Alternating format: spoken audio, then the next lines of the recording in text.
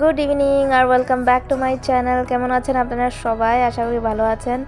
আজকে হলো শুক্রবার বিকেল, অফিস থেকে যাচ্ছি ঘরে। শুক্রবারে কিচ্ছু ব্লগ বানাই নেই কেন কি এত টায়ার্ড হয়ে যাই। আর এই হলো শনিবার সকাল, আমার ব্রেনকে জাগাতে রাখবার জন্য যাচ্ছি সমুদ্রতে অ্যাজ ইউজুয়াল। ভেবেছি 4:30 এরকম যাব, কিন্তু হয়নি। 5:30 হয়ে গেছে। আর সমুদ্রতে গিয়ে সূর্য উদয় আর ঠিকঠাক দেখতে পারলাম না, কিন্তু ঠিকই আছিল। দেখুন ওয়েদারটা কি ভালো। আর দেখতেই পাচ্ছেন আমার ঘুম ছাড়ছে না, তবু যেতেই হবে আমার।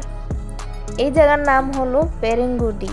আর এখানে আমি আগে আমার পুরনো ফার্স্ট কাজ যখন করেছি, এখানে অফিস ছিল, তার জন্য এই জায়গা ক্যাপচার না করে পারলাম না। আর এই দেখুন সূর্য উদয় হয়ে গেছে।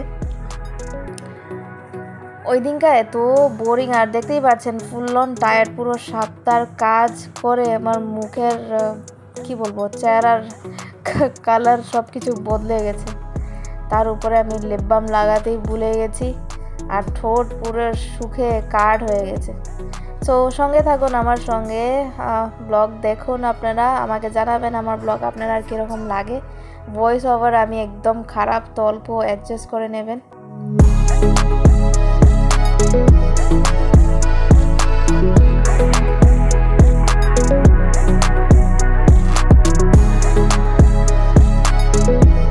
আমি যেখানে, আমার বাহন এখানে, এই দেখুন এই হলো আমার বাহন।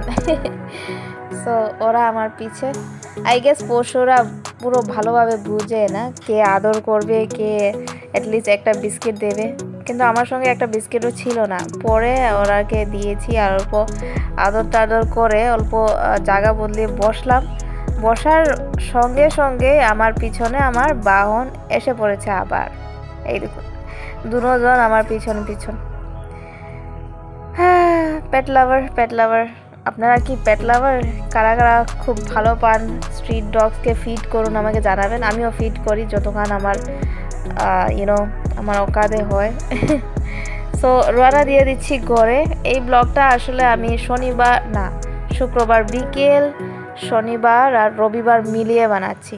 সো ঘরে ফেরার পর আর কোনো কিছু ব্লগ বানাইনি। আর এইটা হলো রবিবারে আমার বন্ধু একজনের লাঞ্চের জন্য ইনভাইট করেছে। আর এত গরম, লিটারালি আই গেস 30 ডিগ্রির উপরে ছিল গরম।